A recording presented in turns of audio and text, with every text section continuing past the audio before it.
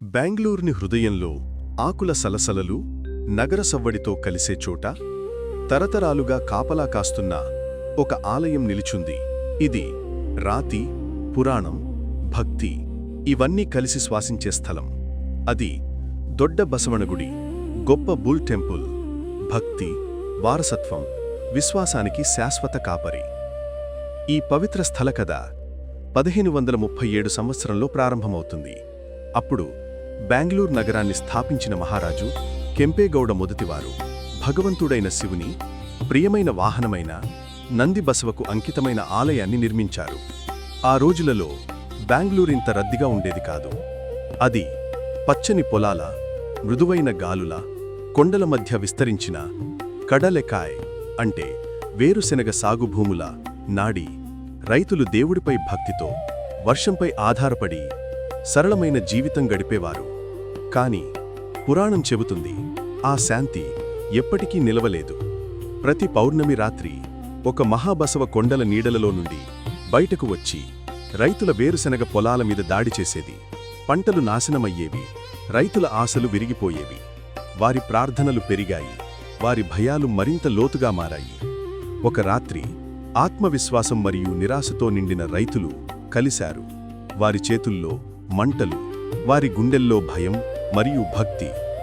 వారు ఆ బసవను వెంటాడారు, సమీపంలోని కొండ పైకి ఎగబాకుతూ. కాని అకస్మాత్తుగా ఆ బసవ కనిపించలేదు. ఆ చోట రైతులు ఒక అద్భుతాన్ని చూశారు. భగవంతుడైన శివుని పవిత్ర నంది రూపం, భూమి నుండి స్వయంగా ఆవిర్భవించిన రాతి విగ్రహం. గ్రామమంతా ఆశ్చర్యంతో నిండిపోయింది. ఇది సాధారణం కాదు, ఇది ఆకాశం నుండి వచ్చిన దైవ సంకేతమని గ్రహించారు. ఆ దివ్యస్థానంలోనే ఒక ఆలయం నిర్మించారు. భూమి రక్షకుడైన, శక్తి మరియు విశ్వాసానికి ప్రతీక అయిన బసవదేవునికి అంకితమైన ఈ ఆలయమే తరువాత దొడ్డ బసవనగుడి అంటే గొప్ప బసవ దేవాలయంగా ప్రసిద్ధి చెందింది. కృతజ్ఞతగా రైతులు తమ మొదటి వేరుశెనగ పంటను దేవుడికి సమర్పించే ఆనవాయితీని మొదలుపెట్టారు.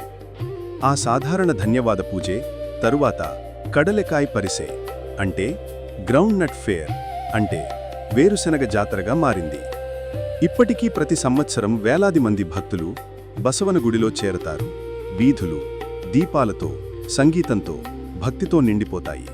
వేరుశెనగ వాసన గాలిలో వ్యాపిస్తుంది. కుటుంబాలు దీపాలు వెలిగిస్తాయి, పిల్లలు బెల్లూన్లు పట్టుకుని పరిగెడతారు. ప్రకృతి, విశ్వాసం, కృతజ్ఞత ఈ మూడు కలిసిన జీవంత చిహ్నమది. ఈ ఆలయ హృదయంలో నందిదేవుడు, ఒక మహత్తరమైన రాతి శిల్పం, నిలిచి ఉన్నాడు. ఒకే గ్రానైట్ రాయితో చెక్కిన ఈ విగ్రహం 12 అడుగుల ఎత్తు, 16 అడుగుల పొడవు కలిగి ఉంది. శతాబ్దాలుగా భక్తులు సమర్పించిన నెయ్యి, నూనె, పాలు దానిపై నల్లని మెరుపుగా నిలిచాయి. భక్తులు నందిని బెన్నె అభిషేకంతో స్నానం పరుస్తారు. అది ఆరోగ్యం, శాంతి, సంపద తెస్తుందని నమ్ముతారు. కానీ ఈ విగ్రహానికి ఒక రహస్యం ఉంది. ఒకప్పుడు ఈ నంది విగ్రహం పెరుగుతూనే ఉండేదని చెబుతారు. ప్రతి సంవత్సరం కొంచెం కొంచెంగా అది ఎత్తుగా పెరుగుతూనే ఉండేది. గ్రామస్తులు భయంతో శివుని ప్రార్థించారు.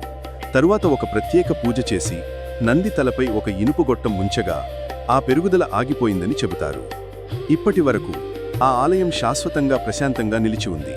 ఇప్పుడు దొడ్డ బసవన గుడి కేవలం ఆలయం కాదు, అది బసవన గుడి ప్రాంతానికి హృదయం.